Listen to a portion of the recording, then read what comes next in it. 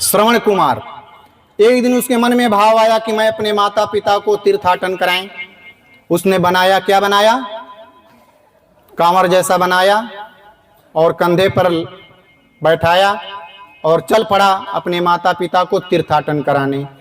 तो वह श्रवण कुमार एक ऐसा क्षेत्र, उस क्षेत्र में जब प्रवेश किया, जंगल था कभी, आज तो नगर हो गए हैं, कभी घनघोर जंगल था। जब उस जंगल में प्रवेश किया तो उसके मन में एकाएक भाव आया, एकाएक विचार आ गया।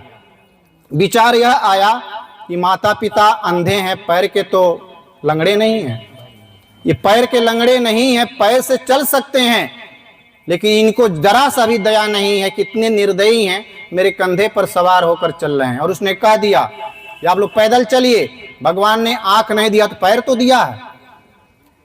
तो एकाएक अबाक रह गए माता पिता, अरे बच्चे के अंदर ऐसा दुर्भाव कैसे आ गया। तो वो अंतर ध्यान होकर के, वह दिव्य दृष्टा थे, तपस्वी भी थे, उन्होंने देखा और फिर कहा, श्रवण कुमार बेटा तुम इस जंगल को पार करा दो, उसके बाद हम लोग पैदल चलेंगे। श्रवण कुमार मान लेता है, जंगल वह पार करा देता है। जब जंगल पार ज्यों ही करता है त्यों उसके अंदर मन में भाव आता है, विचार आता है, अरे हमने क्या बोल दिया माता पिता को। अभी तक तो ऐसा हमारे अंदर सोच विचार नहीं आया था, लेकिन आज ऐसा कटु वचन मैंने बोल दिया। और क्षमा मांगा कि क्षमा करें, आप लोग ना जाने कहां से राक्षस मेरे दिमाग में आ गया, ऐसा हमने कह दिया। तो माता पिता कहते हैं कि देखो बेटा, इसमें तुम्हारी कोई गलती नहीं है, गलती इस वातावरण की है, इस वातावरण ने तुम्हें प्रभावित किया है। तो श्रवण कुमार पूछता है, पिताजी ये वातावरण क्या होता है?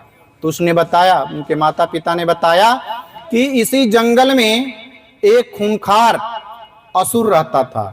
वह असुर ने अपने माता पिता को इसी जंगल में हत्या किया था।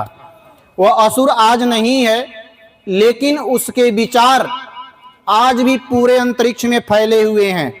और इस परिधि में, इस क्षेत्र में जो कोई भी व्यक्ति आता है, उसके अंदर अपने माता पिता के प्रति दुर्भावना के भाव आ जाते हैं, दुष्विचार आ जाते हैं, और उस असुर का जो दुर्भावना है, अंतरिक्ष में घुला हुआ है, वही तुम्हें प्रभावित करता है। तो वातावरण का कितना प्रभाव होता है।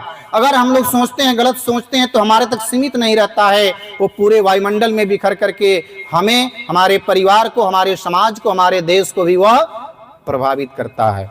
इसलिए कहा गया कि अच्छा सोच, सकारात्मक चिंतन सदैव रखना चाहिए। एक होता है वातावरण, एक होता है जलवायु। ये जो ठंडी आ गया, गर्मी आएगा, बरसात आएगा, ये जलवायु हो गया। लेकिन एक होता है वातावरण, और वातावरण बड़ा सूक्ष्म होता है, जो दिखता नहीं है।